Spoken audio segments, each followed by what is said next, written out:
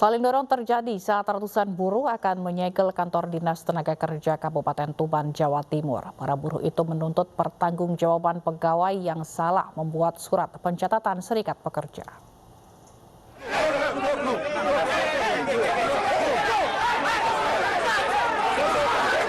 Saling dorong terjadi saat buruh dari Federasi Serikat Pekerja Metal Indonesia akan menyegel kantor Dinas Tenaga Kerja Kabupaten Tuban, Jawa Timur. Mereka menuntut pertanggungjawaban oknum pegawai Disnaker yang salah membuat pencatatan surat pekerja, padahal surat itu diperlukan untuk syarat administrasi di perusahaan. Saya minta supaya Dinas Tenaga Kerja itu lebih berhati-hati membuat surat. Tidak salah terus-menerus. Ini sudah kedua kali salah dan seolah-olah ini disengaja, kesalahan yang sama. Yang mestinya surat itu melalui dari Kasih, Kabid, kemudian baru ke Kadisnya. Kenapa kok dari beberapa lapis ini tidak ada koreksi dan terjadi berulang kali? Kondisi terkendali saat seorang pegawai Disnaker menemui buruh.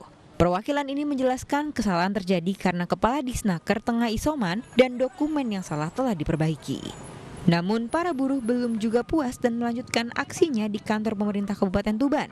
Dari Tuban, Jawa Timur, Pipit Wibawanto, iNews melaporkan. Warga Jurumudi yang merupakan korban gusuran pembangunan Tol Jor 2 Benda Bandara Internasional Soekarno-Hatta menggelar unjuk rasa. Masa yang didominasi emak-emak ini bahkan tidak segan memberhentikan truk.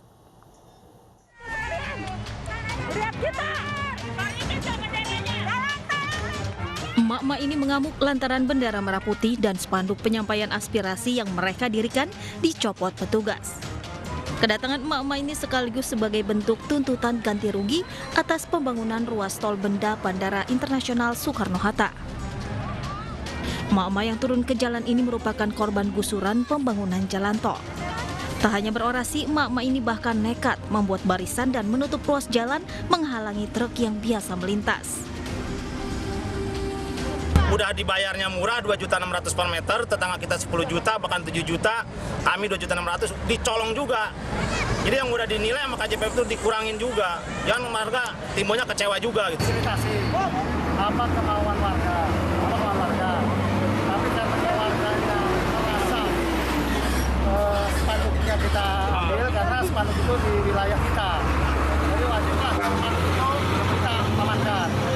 Nah, permintaan mereka itu kita digantikan, tapi karena mereka dianggap janji, akhirnya kita yang Usai mencapai kesepakatan dengan pihak pengelola jalan tol, massa pun membubarkan diri.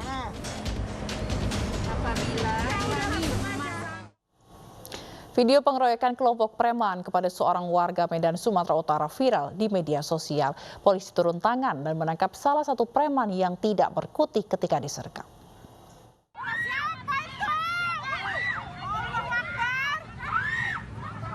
Inilah video yang viral di media sosial ketika sekelompok preman mengeroyok seorang warga di Jalan Veteran Pasar 6, Desa Manunggal, Kecamatan Labuhan Deli, Sumatera Utara.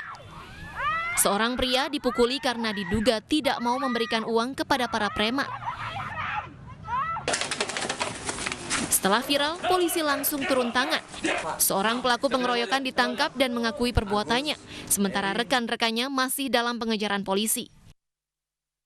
Ancaman pemerasan dan terjadi 170 terhadap warga yang dilakukan oleh 8 orang yang identitasnya kemarin belum kita ketahui dan 1 orang berhasil kami amankan inisial RH.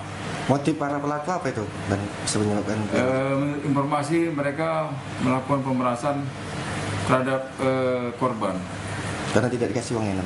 Karena tidak dikasih, lalu dia dilakukan penganiayaan bersama. Kapolsek Medan Labuhan menegaskan preman-preman yang meresahkan akan ditindak tegas oleh polisi dan akan diproses sesuai hukum yang berlaku. Dari Medan, Sumatera Utara, Sadam Husin, iNews melaporkan. Polisi menangkap pelaku teror wafer berisi silet di Jember, Jawa Timur. Pelaku tidak lain adalah tetangga korban.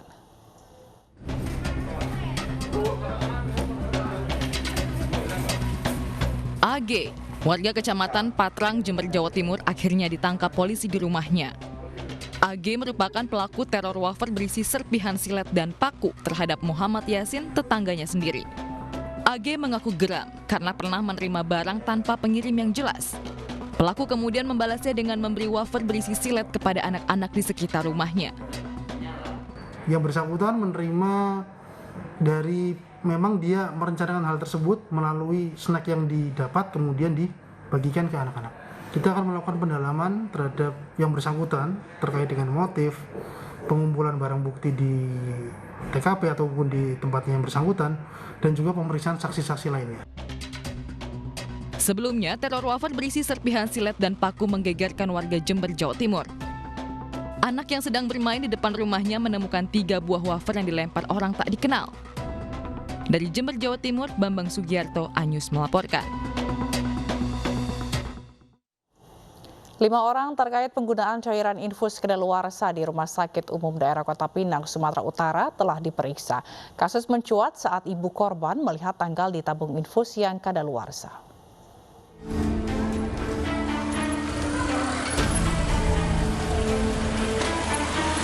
Penggunaan cairan infus kedaluarsa di Rumah Sakit Umum Daerah Kota Pinang, Kabupaten Labuan Batu Selatan, Sumatera Utara berbuntut panjang. Orang tua korban yang tidak terima melaporkannya ke polisi. Kasus cairan infus kedaluarsa ini bermula dari orang tua pasien yang tanpa sengaja melihat tanggal kedaluarsa infus yang diberikan kepada anaknya. Keluarga kemudian mendokumentasikan dan mengunggahnya ke media sosial sehingga viral. Polres Labuan Batu yang menerima laporan ini pun sudah melakukan pemeriksaan terhadap 5 orang, yaitu pihak rumah sakit dan keluarga korban. Dugaan penggunaan obat kadaluarsa yang kita temukan berdasarkan laporan dari masyarakat beberapa hari yang lalu. Kita dari Satreskrim Polres Labuan Batu juga melakukan penyelidikan. Dan saat ini yang sudah kita lakukan wawancara itu sudah sekitar 5 orang, baik dari pihak rumah sakit maupun keluarga pasien. Polisi akan mendalami kasus ini. Jika ditemukan unsur pidana, maka pelaku akan dijerat sesuai dengan perundang-undangan yang berlaku. Dari Labuan Batu Selatan, Sumatera Utara, Ilham Safi'i Harhab, iNews melaporkan.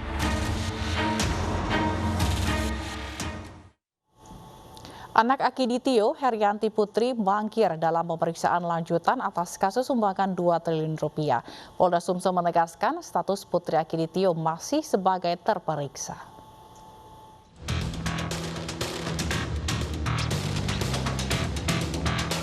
Klaim sumbangan 2 triliun untuk penanganan COVID-19 dari pengusaha Akiditio masih menjadi misteri. Pemeriksaan anak Akiditio, Herianti, yang seharusnya hari ini tak berjalan karena ia mangkir. Lalu muncul foto biliet giro 2 triliun rupiah atas nama Herianti dari salah satu bank BUMN. Namun belum ada keterangan resmi dari pihak kepolisian. Kini polisi Sumatera Selatan masih menyelidiki kasus hibah 2 triliun rupiah. Statusnya bagaimana Pak untuk yang ya, masih kita dalam kan belum masih dalam proses penggalian pada yang bersangkutan. Berarti belum cair dana itu ya Pak ya? Belum. Makanya itu yang kita tanyakan apakah ada kendala. Sehingga kalau memang ada kendala kita akan bantu untuk menyelesaikan. Ternyata Herianti Tio pernah tersandung kasus penipuan dan penggelapan senilai 7,9 miliar. Ia mengajak rekannya berbisnis dalam pengadaan pendingin ruangan, interior hingga songket pada 2018. Namun hingga 2020 tak ada hasil. Kasusnya pun masuk ke polisi tetapi Herianti tidak pernah penuhi panggilan. Pada Februari 21, rekannya mencabut laporan terhadap Herianti. Jadi mungkin teman-teman nanti kita tunggu hasil klarifikasi daripada si pelapor sendiri untuk kita undang. Memang itu akan kita undang. Apa dasar pelapor ini mencabut laporan? Tapi memang pelapor sudah mencabut laporannya secara resmi. Hingga kini kasus Herianti masih sebagai terperiksa setelah sebelumnya sempat beredar kabar sebagai tersangka atas penyebaran berita bohong. Tim Liputan iNews melaporkan. Pemirsa, gebiar vaksin presisi yang dilaksanakan oleh Polri di Gor Serbaguna Pancing, Medan, Sumatera Utara berakhir ricuh. Ribuan warga yang sudah menunggu sejak pagi hari berdesakan masuk hingga ada yang terjatuh dan pingsan.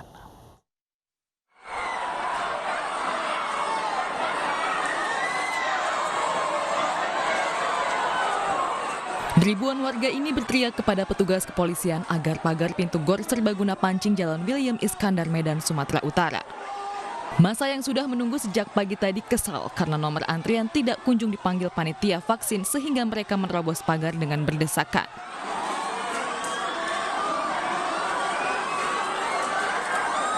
Tidak sedikit warga yang terjatuh dan pingsan. Kericuhan ini terjadi akibat banyaknya warga yang datang ke lokasi, sementara stok vaksin yang disediakan panitia terbatas, hanya sekitar 1.000 dosis. Setengah 9 antri. Dari jam setengah 9? Iya. Tadi janjinya disuruh masuk jam 2 ya? Jam 2, tahu udah mau jam setengah 3 pun belum dibuka. Makanya marah tadi ya? Iya.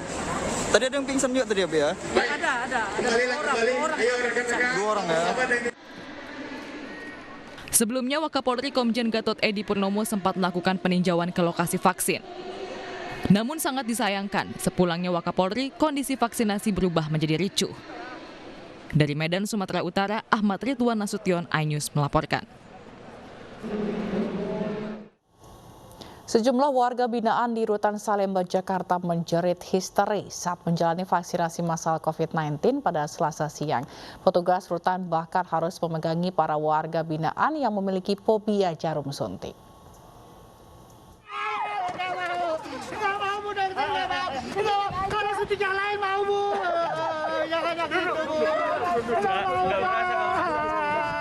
BH warga binaan Rumah Tahanan Kelas 1 Salemba, Jakarta Pusat ketakutan saat menjalani vaksinasi massal COVID-19 Selasa siang.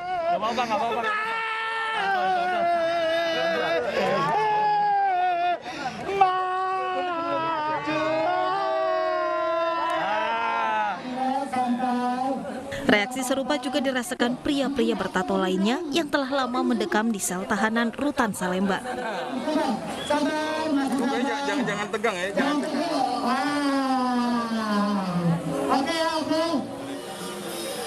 Fobia terhadap jarum suntik menjadi alasan terbesar sejumlah warga binaan takut menjalani vaksinasi COVID-19. Meski begitu, warga binaan akhirnya berhasil melalui ketakutan mereka. Saya fobia jarum suntik lewat. Disuntik rasanya gimana? Namanya takut. Udah fobia jadi takut aja bawahnya. Abang tahu nggak kegunaannya vaksin ini? Katanya sih untuk mencegah datangnya virus COVID itu, untuk memperkuat kekebalan tubuh juga katanya. Untuk bisa memvaksin 3.248 warga binaan, pihak rutan sengaja menggelar posko vaksinasi selama 3 hari. Sayangnya ada 435 warga binaan belum bisa divaksin lantaran tidak memiliki nomor induk kependudukan yang merupakan syarat utama vaksinasi. Dengan adanya vaksinasi tuntas kepada seluruh warga binaan, kami harapkan mereka atau dengan yang lain bisa hidup dengan sehat dan bisa melaksanakan hukuman selama di rutan. Dengan program vaksinasi massal terhadap warga binaan diharapkan dapat menekan angka penyebaran COVID-19 di lingkungan rutan. Dari Jakarta Pusat, Rani Sanjaya, iNews melaporkan. Ribuan mahasiswa dan masyarakat rela antri mengular demi jalani vaksinasi di Gedung Geraha Unesa, Surabaya. Gubernur Jawa Timur dan Forkopimda memantau langsung jalannya vaksinasi.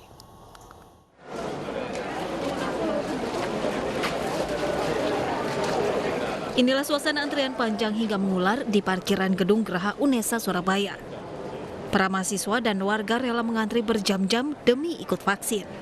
Antrian terjadi tak hanya di lokasi parkiran. Mereka juga masih mengantri saat di dalam gedung di lantai 4 untuk disuntik vaksin. Setelah menjalani proses pemeriksaan tim kesehatan, para mahasiswa langsung mendapat jatah suntik vaksin. Meski antri lama, namun para mahasiswa mengaku sangat senang dan antusias. Lama cuma ngantri doang, pas divaksin cepat.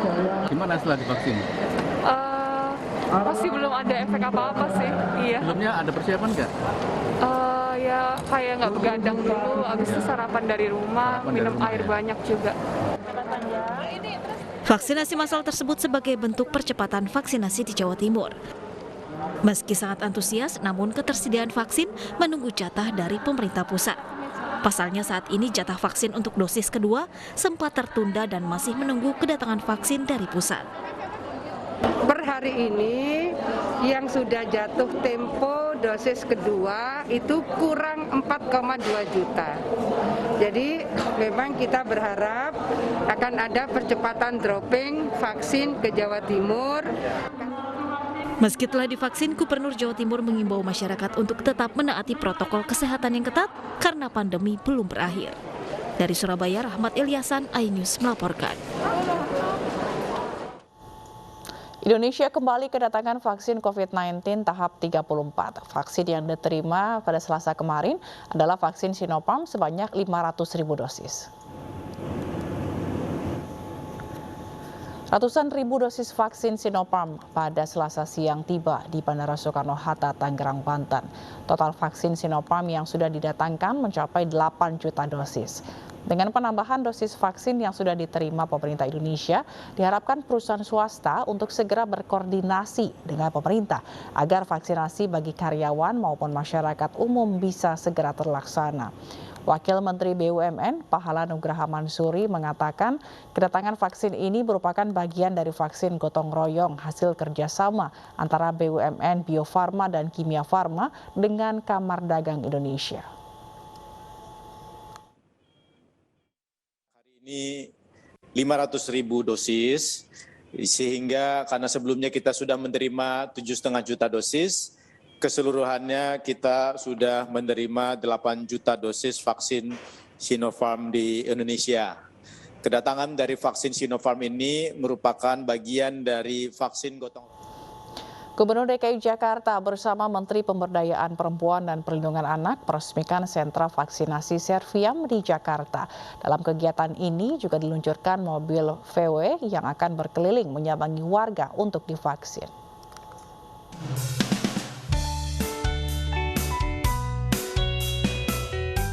Gubernur DKI Jakarta Anies Baswedan bersama Menteri Pemberdayaan Perempuan dan Perlindungan Anak Bintang Puspayoga kemarin meresmikan sentra vaksinasi Serviam di Sekolah Santa Ursula, Jakarta Pusat. Dalam kegiatan ini juga diluncurkan mobil VW untuk layanan mobile yang akan berputar menjangkau warga yang belum mendapatkan vaksinasi. Mobil VW ini merupakan bantuan klub VW. Komisioner Kompolnas yang juga penggiat mobil VW menyatakan mobil akan menuju lokasi-lokasi yang belum terjangkau vaksinasi. Nah, kita dimintakan oleh panitia dari Serviam untuk berpartisipasi transportasinya. Nah, kami punya VW Kombi ya dengan Pak Ari. Nah, kita secara ikhlas rela mobil kita untuk digunakan oleh Serviam dalam rangka vaksinasi keliling. Tujuannya apa? Adalah untuk menjangkau ya tempat-tempat yang selama ini belum dilakukan vaksin. Ihwal tenaga kesehatan dan vaksin yang digunakan dalam kegiatan ini disediakan dari Kementerian Kesehatan. Kegiatan vaksinasi keliling akan berlangsung hingga Desember 2021. Tim Liputan iNews melaporkan. Penerima bantuan langsung tunai di Desa Kosambi Timur, Kabupaten Tangerang, Banten wajib melampirkan surat vaksinasi COVID-19 saat mencairkan bantuan. Petugas tidak akan melayani penerima BLT yang belum divaksinasi COVID.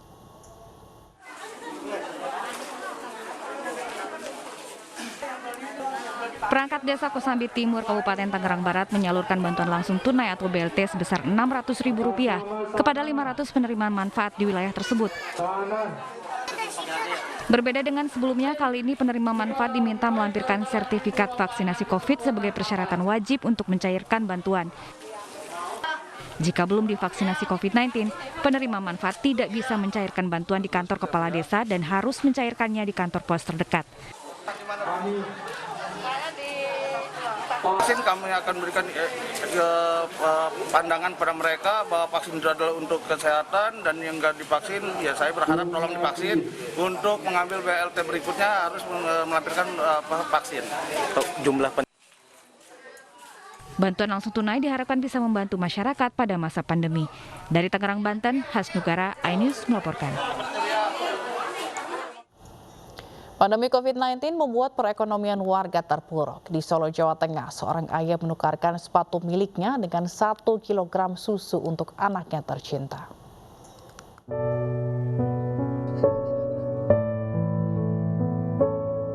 Kesulitan ekonomi akibat pandemi COVID membuat sebagian warga alami keterpurukan. Di Lawean, Solo, Jawa Tengah, seorang ayah mengajak warga menukarkan sepatu miliknya dengan 1 kilogram susu.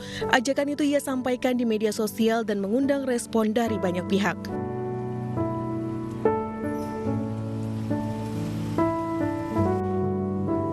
Tak terkecuali jajaran Polresta Surakarta, Jawa Tengah. Mengetahui tawarannya viral, jajaran Polresta Surakarta memberikan bantuan paket susu kepada Ari Prasetyo di kediamannya. Ini Mas Ari Prasetyo, warga Mudian Tondaan ini yang dalam masa sulit hingga sampai membuat berita viral. Dan kebetulan kami yang dari Tondaan segera tangkap untuk warga yang mengalami kesulitan ini dan sudah.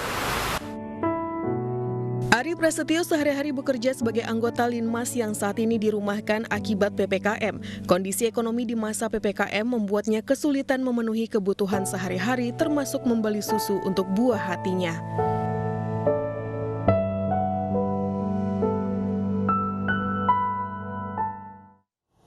Polri terus berbagi untuk meringankan beban masyarakat terdampak PPKM. Kemarin, Korlantas Polri menggandeng YouTuber Atta Halilintar membagikan ratusan paket sembako untuk warga korban PHK di kawasan Cakung, Jakarta Timur. Korlantas Polri, Irjen Pol Istiono menggandeng YouTuber Atta Halilintar dan DPD FSP Lem SPSI DKI Jakarta membagikan paket sembako di wilayah Cakung, Jakarta Timur pada Selasa siang. Ada 980 paket sembako yang dibagikan dengan prioritas penerima adalah warga korban PHK. Kita sama-sama melakukan bakti sosial di wilayah Cakung ini. Ini adalah wilayah korban PHK. Jadi ada 980 sembako yang kita bagikan untuk masyarakat di Cakung ini. Apakah sudah divaksin semua di sini? Ternyata sudah vaksin di sini, sudah 2 kali. Ini sangat bagus sekali dan mudah-mudahan dengan divaksin ini kesehatan di sekitar masyarakat sini, saudara-saudara kita di sini dalam kondisi. Warga Kabupaten Barito Utara, Kalimantan Tengah menggelar panggung musik dan mengabaikan protokol kesehatan. Informasinya akan hadir sesaat lagi.